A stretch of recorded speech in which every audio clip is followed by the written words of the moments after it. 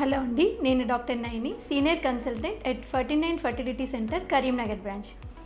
ఈరోజు మనం ఒక ముఖ్యమైన టాపిక్, అదేంటంటే ప్రెగ్నెన్సీలో బరువు ఎంతవరకు పెరగచ్చు, అంటే వెయిట్ గెయిన్ ఎంత ఉండాలి, అధిక బరువు పెరగడం వల్ల ఎట్లాంటి కాంప్లికేషన్స్ ఉంటాయి, తక్కువ బరువు ఉంటే ఎలాంటి కాంప్లికేషన్స్ ఉంటాయి అనే దాని గురించి డిస్కస్ చేద్దాం. సో ముందుగా ప్రెగ్నెన్సీలో వెయిట్ అంటే యావరేజ్ ఇండియన్ ఉమెన్ అది ప్రెగ్నెన్సీలో ఆల్మోస్ట్ ఒక 9 to 14 kgs వరకు పెరుగుతారనమాట.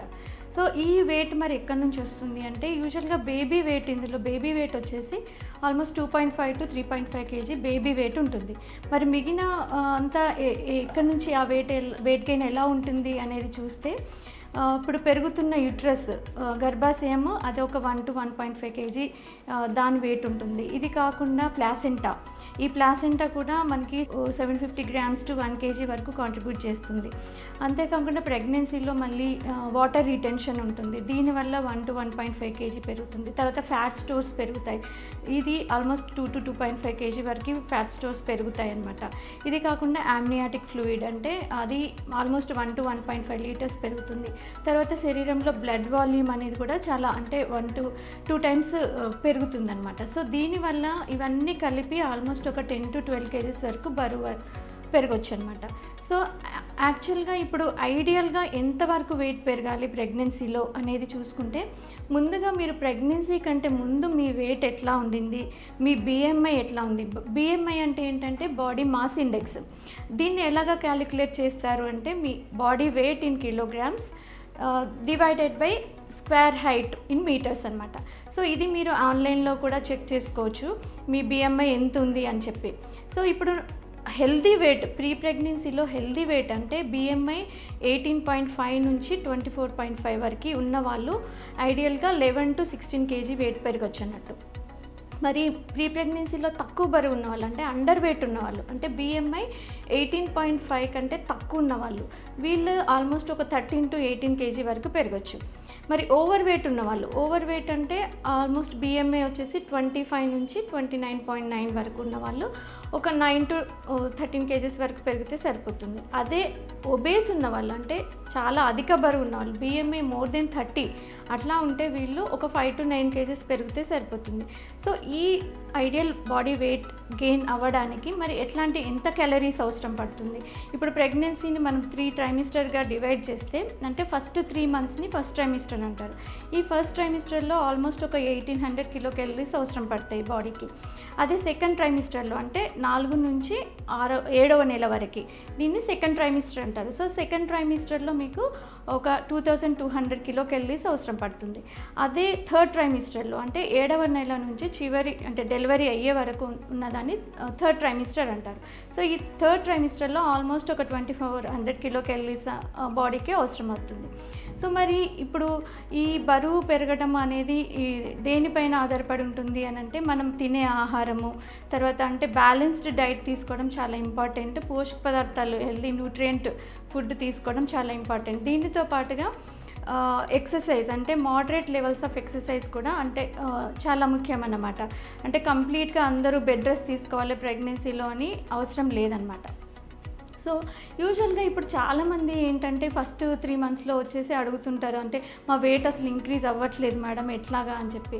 యూజువల్గా ఫస్ట్ ట్రైమిస్టర్లో 85% ఆఫ్ ద పీపుల్కి, ప్రెగ్నెంట్ ఉమెన్కి వెయిట్ గెయిన్ అనేది ఉండకపోవచ్చు. ఒక్కొక్కసారి వెయిట్ లాస్ కూడా అవ్వచ్చు. ఎందుకంటే ఈ ఫస్ట్ ట్రైమిస్టర్లో నాజియా, వామిటింగ్ ఇట్లాంటి సిమ్టమ్స్ ఉంటాయి, నీరసంగా ఉంటుంది, ఎక్కువ ఫుడ్ తీసుకోలేరు అనమాట. సో అందుకని వెయిట్ ఎక్కువగా పెరగరు, ఒక్కొక్కసారి తగ్గే ఛాన్స్ ఉంటుంది. కానీ సెకండ్ అండ్ థర్డ్ ట్రైమిస్టర్లో కంటిన్యూస్గా వెయిట్ గెయిన్ అనేది ఉంటుందన్నమాట. యూజువల్గా యావరేజ్గా చూసుకుంటే ఈ సెకండ్ అండ్ థర్డ్ ట్రైమిస్టర్లో ఒక 0.5 kilograms per week అలా వెయిట్ పెరుగుతూ ఉంటుంది.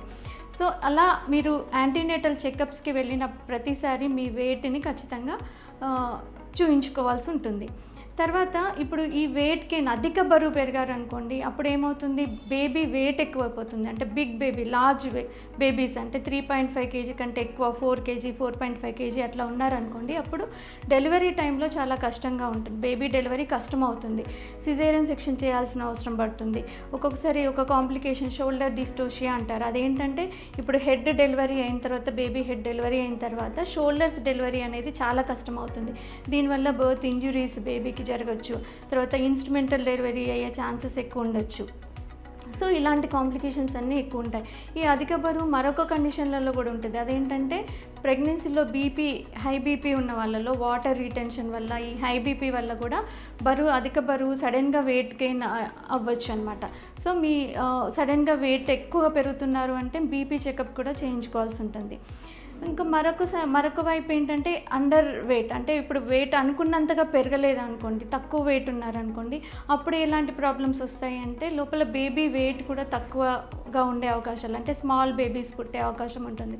వెయిట్ తక్కువగా ఉన్న పిల్లలు అలా పుట్టినప్పుడు ఏమవుతుందంటే ఆ పిల్లల్లో బరువు తక్కువగా ఉండడం వల్ల కొన్ని రకాల కాంప్లికేషన్స్ ఉండొచ్చు. అంటే ఫీడింగ్ ప్రాబ్లమ్స్ కానీ, లేకపోతే సివియర్ ఇల్నెసెస్ అంటే అండ్ ఇన్ఫెక్షన్స్ ఎక్కువగా రావటము, ఎదుగుదల సరిగ్గా ఉండకపోవటము, ఇలాంటివన్నీ ఉండొచ్చు అనమాట. సో ఆప్టిమమ్ వెయిట్ గెయిన్ అనేది చాలా ఇంపార్టెంట్. సో మరి దీన్ని ఎలా కంట్రోల్, ఇప్పుడు ప్రెగ్నెన్సీలో ఇంత బరువు పెరిగిన తర్వాత మళ్ళీ దాన్ని ఎలా కంట్రోల్ తగ్గించుకోవాలి, అసలు ఎంత పెరగచ్చు అనేది, ఇవన్నీ కూడా ఏంటంటే కరెక్ట్గా వెయిట్ కంట్రోల్ ఉండాలి అంటే కొన్ని రకాల టిప్స్ పాటించాలి. అవి ఏంటంటే ఫస్ట్ ప్రెగ్నెన్సీ ప్లాన్ చేసుకునే ముందే ఈ ప్రీ ప్రెగ్నెన్సీ వెయిట్ని ఆప్టిమైజ్ చేసుకోవాలన్నమాట.